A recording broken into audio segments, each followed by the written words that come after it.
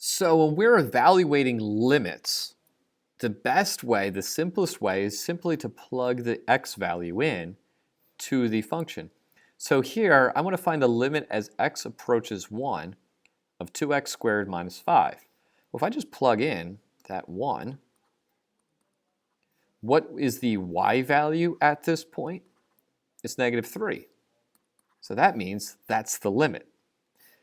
This graph, as I get closer and closer to x equals 1 from both sides, this function is getting closer and closer to a y value of negative 3.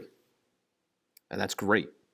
Fortunately, I can't always plug in values. So here, if I plug in a 3, unfortunately, that's going to give me a 0 in the denominator. That's going to be undefined. So what I can do is I can look to factor. And actually, because I have this quadratic in the numerator, maybe I can factor it. And in fact, I can. I can factor this to be x minus 3, x minus 4. The x minus 3's cancel, and so I'm actually left with the limit of x, the limit as x approaches 3 of x minus 4. If I plug in 3, I get negative 1. And so that's why negative 1 is the limit there.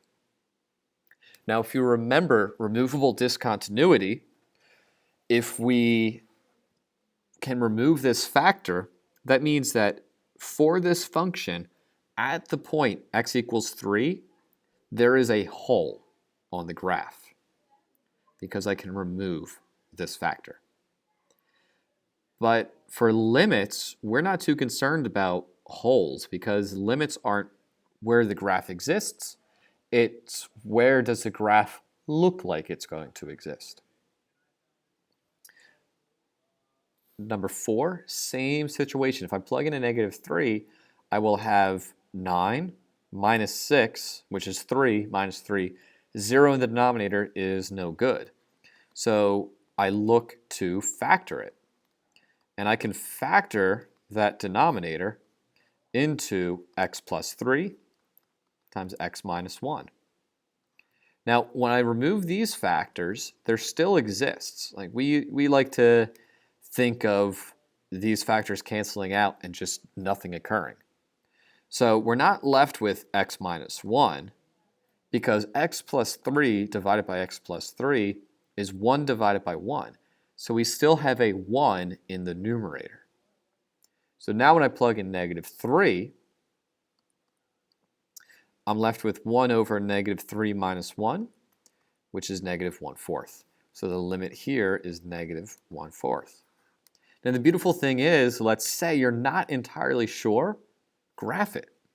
If you throw either of these into your graphing calculator and either look at the table function or just look on the graph, what does it look like the y value is going to be when x is 3? You're going to see it approaches negative 1 or negative 1/4. Then we can have some of these. Now these are questions really where we're looking at factoring. So the limit here as x approaches 1 is going to give me a hole because I can factor the numerator into x plus 1, x minus 1. Don't forget there's still a negative out in front. And the negative 1's cancel. So I get the limit as x approaches 1 of negative, parentheses, x plus 1. So if I plug in the 1, I get 1 plus 1, which is 2. So I can reduce this to negative 2. And that's my limit. Over here, same deal, I have this negative out front, so I'm actually going to ignore that as opposed to distributing it because I can factor out the greatest common factor. Don't always think that I'm going to factor and it means I get 2 binomials. I can factor the greatest common factor, which is x, and I'm left with this x minus 5. Those cancel each other out. They reduce to 1 over 1. And so I'm left with a negative x. So what's the limit as x approaches 5 of negative x? Negative 5. I can simply plug it in. And that's the whole thing. It's very simple when we can just plug in the x value. But when we can't, maybe there are ways to factor so that we can, so that we work around the graph. We look for where there are holes. And again, we have similar questions here. We're just looking for where there are holes. Where can we factor? The limit as x approaches 2.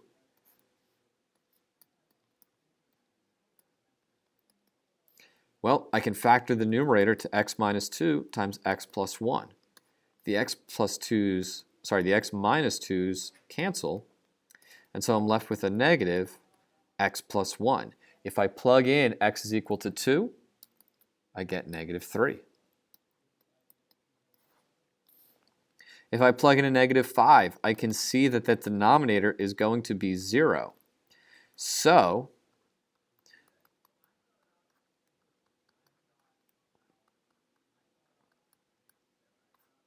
I can reduce those, and now I have the limit as x approaches negative 5 of x minus 2.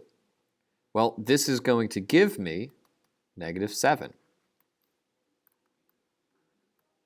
So, as always, I could have graphed these. I could have used a table function to look for the values. But if I know I can factor, and maybe there's a hole there, I can factor, remove the discontinuity, remove where the function is undefined, and just plug in the value to get the limit.